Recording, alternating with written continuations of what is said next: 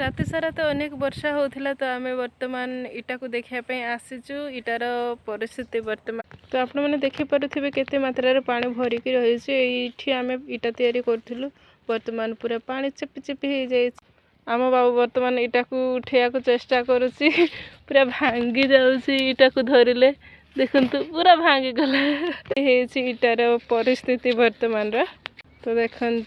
एबे इटा पूरा खराब हो जाए वर्षा है देखु देखु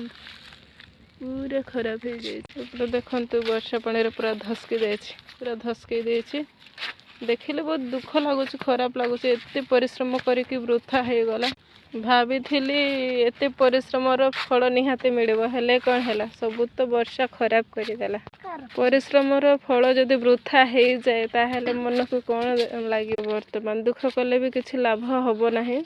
कारण